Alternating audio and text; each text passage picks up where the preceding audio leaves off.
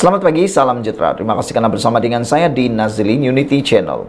Ini 10 perkara dilakukan kerajaan perpaduan minggu ini dan minggu lalu yang pasti mengejutkan Perikatan Nasional Pembangkang. Mereka tak mampu jawab apa-apa lagi. Modal mereka dah habis, peluru dah habis. Sekarang ini guna modal apapun tak jadi lagi. Kalau dulu kata 32 hari bulan Ogos Anwar Ibrahim akan tumbang. Selepas itu 34 hari bulan Disember. Selepas itu 28 hari bulan 13. 28 bulan 13.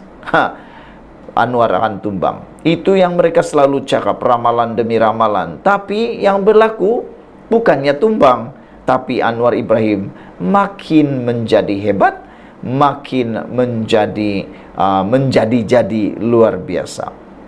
Ini 10 perkara yang telah dilakukan oleh Kerajaan Perpaduan minggu lalu. Kementerian Komunikasi hari ini berkongsi 10 perkara yang telah dilakukan Kerajaan Perpaduan sepanjang minggu lalu, yaitu dari 11 hingga 17 Desember. Sepanjang minggu lalu, ini yang terjadi yang mungkin Perikatan Nasional tak pernah war-warkan, yang mungkin mereka coba benar-benar sembunyikan, takut nanti penyokong-penyokong Perikatan Nasional boleh terpengaruh. Takut pula nanti penyokong-penyokong Perikatan Nasional yang berdiri di atas pagar, yang sekarang ini sedang goyah, yang seakan-akan nak pula beralih kepada Kerajaan Perpaduan. Kalau mereka tahu perkara ini, besar kemungkinan mereka tidak akan teragak-agak meninggalkan Perikatan Nasional. Menurut infografik yang diperoleh, Kerajaan pimpinan Datuk Seri Anwar Ibrahim telah bekerja sama dengan Jepun dalam pembangunan dan aplikasi angkasa lepas. Selain itu, pada tahun ini kerajaan juga telah mengambil tindakan terhadap lebih 18.000 kandungan penipuan dalam talian, yaitu scam, berbanding hanya 315 pada tahun lalu. Itu perbandingan dia. Tahun lalu kerajaannya siapa? Anda tahu siapa kerajaan itu? Hanya 315 pada tahun lalu. Tapi tahun ini di bawah kepimpinan Anwar Ibrahim dan Pakatan Harapan dan Kerajaan Perpaduan ini, 18.000 kandungan penipuan dalam talian, ya scam, telah pun diambil tindakan. Susulan sekatan daripada India, kerajaan juga sedia mengimport bawang dari China dan Pakistan. Turut dimaklumkan tiket penerbangan ke Sabah dan Sarawak tidak melebihi Rp599 ketika musim perayaan. Malaysia juga mengekspor 217.847 tan minyak kelapa sawit ke India pada bulan ini. Sebagai tanda solidariti, kerajaan melancarkan setem yang diberi nama Palestin Merdeka. Maklum kementerian tersebut dalam infografik yang disiarkan. Infografik itu bertajuk Kerajaan Perpaduan Bekerja, apa berlaku minggu lepas. Dalam infografik itu turut dinyatakan bahawa rang undang-undang RUU kawalan jualan tembakau dan vape diluluskan di Dewan Negara. Selain itu, kerajaan telah berbincang dengan Institut Pengajian Tinggi IPT bagi menyelesaikan masalah kediaman pelajar. Pemberian bantuan penghargaan khas kepada pesara PKP untuk tahun depan, iaitu pada bulan Januari sehingga Disember, akan diteruskan, dan yang terakhir sebanyak 5.836 aduan kerosakan jalan diterima melalui aplikasi MyJalan, kata kementerian berkenaan. Saudara-saudara sekalian, ini pastinya amat menakutkan, pembangkang, kerana 10 fakta ini adalah fakta yang benar, tepat, dan tak boleh dinafikan lagi oleh pembangkang dan Perikatan Nasional. Mereka pasti sedang mencari apa pula yang boleh ditembak kepada kerajaan perpaduan ini sebagai modal terbaru mereka.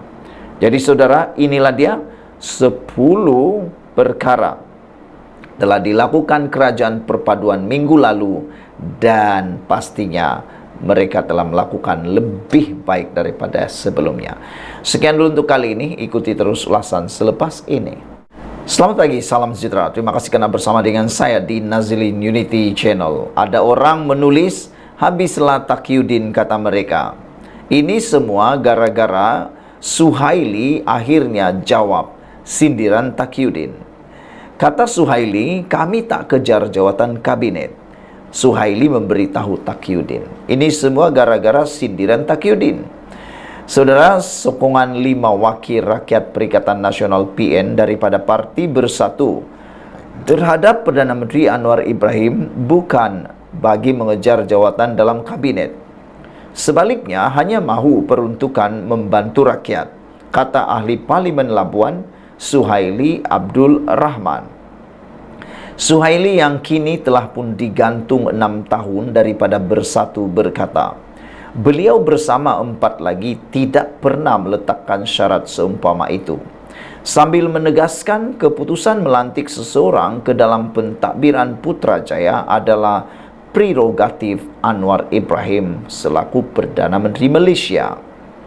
Selain Suhaili turut menyokong kerajaan Zahari Kecik dari Jeli, Muhammad Azizi Abu Naim Gua Musang, Iskandar Zulkarnain Abdul Khalid Kuala Kangsar, dan Syed Abu Hussein Hafiz Syed Abdul Fasal Bukit Gantang. Jadi kita yang berlima tidaklah meletakkan syarat atau harapan bagi sokongan dilantik. Tapi jika ada, itu satu pengiktirafan. Nampak buruk jika kami nyatakan bahawa kami tidak dilantik. Tidak boleh macam itu.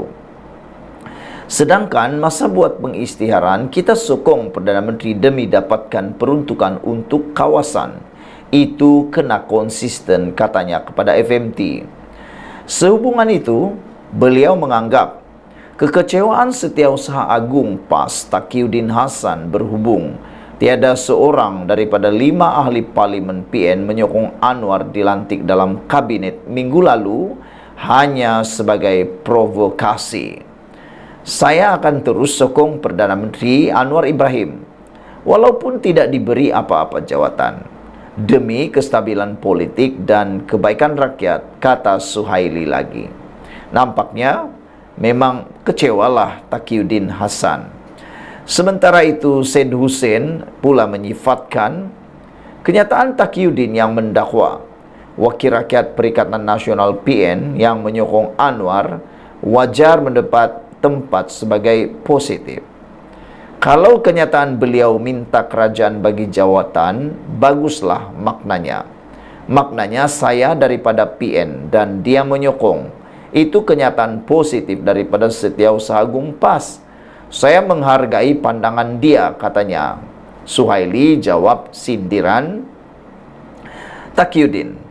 Saudara-saudara sekalian, adakah dengan sindiran daripada Taqiyuddin ini secara tidak langsung atau tanpa sengaja boleh menyebabkan dorongan kepada ahli Parlimen PAS pula untuk menyokong Anwar Ibrahim? Kerana apabila Syed Hussein memberikan kenyataan, menyifatkan kenyataan bahawa kenyataan Taqiyuddin yang mendakwa wakil rakyat PN yang menyokong Anwar Ibrahim wajar mendapat tempat adalah sebagai positif, adakah dengan itu akan mempengaruhi pula minda dan pemikiran wakil rakyat daripada PAS dan tiba-tiba pula mahu menyokong Anwar Ibrahim? Jangan-jangan lain yang Taqiyuddin mau maksudkan, lain pula yang kena. Jangan-jangan dia cuba untuk memalukan 5 ahli Parlimen Perikatan Nasional yang sudah menyokong Anwar Ibrahim ini, tapi beliau pula yang berterima pada. Jangan-jangan tindakan Taqiyuddin ini memakan diri sendiri. Jangan-jangan akibat daripada kenyataan beliau ini betul-betul pula jadi doa yang makbul.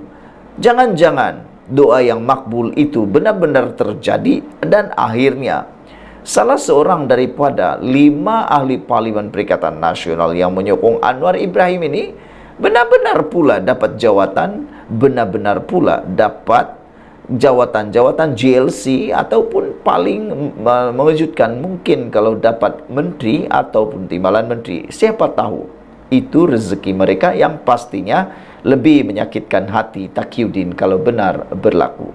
Sekian dulu untuk kali ini. Jangan lupa tinggalkan komen Anda, tekan butang subscribe. Kita jumpa lagi. Bye-bye. Selamat pagi, salam sejahtera. Terima kasih karena bersama dengan saya di Nazilin Unity Channel. Pastinya laporan pada pagi ini akan membuatkan Perikatan Nasional terduduk, tak mampu lagi bercakap apa-apa, tak mampu lagi mau menembak Anwar, tak mampu lagi untuk bangkit semula. Manakan tidak? Ini yang telah pun Anwar lakukan dalam tempo beberapa hari. 5 hari saja lawatan Anwar ke Jepun telah pun berjaya meraih potensi pelaburan sebanyak 6,56 bilion ringgit. Bayangkan 5 hari saja Anwar Ibrahim di Jepun sudah berjaya meraih potensi pelaburan sebanyak 6,56 bilion. Siapa Perdana Menteri yang pernah lakukan sehebat itu? Saya tiada buat kajian. Anda boleh bantu saya buat kajian. Adakah Perdana Menteri sebelum ini mampu menyaingi Anwar? Khususnya bekas Perdana Menteri yang ada dalam Perikatan Nasional seperti Muhyiddin Yassin. Saya tidak mempunyai maklumatnya. Anda boleh bantu saya. Adakah Muhyiddin mempunyai rekod sebaik Anwar Ibrahim? Anda pasti mempunyai maklumatnya. Saudara-saudara sekalian, kita berbangga karena mempunyai Perdana Menteri seperti Anwar Ibrahim. Dengan kepadatan jadwal beliau, dengan kesibukan beliau dalam negara, di luar negara, beliau benar-benar komited, mahu membangun Malaysia semula, mahu menjadikan Malaysia bangkit semula sebagai harimau yang mengaum di Asia, bahkan di seluruh dunia. Hari ini terbukti, bukan cakap kosong, tapi luar biasa. Bukan seperti orang-orang lain, khususnya pembangkang. Banyak bercakap, tapi hasilnya tak ada. Lewat lawatan kerja 5 hari Perdana Menteri Datuk Seri Anwar Ibrahim ke Jepun, amat memberangsangkan dengan potensi pelaburan bernilai RM6,56 bilion.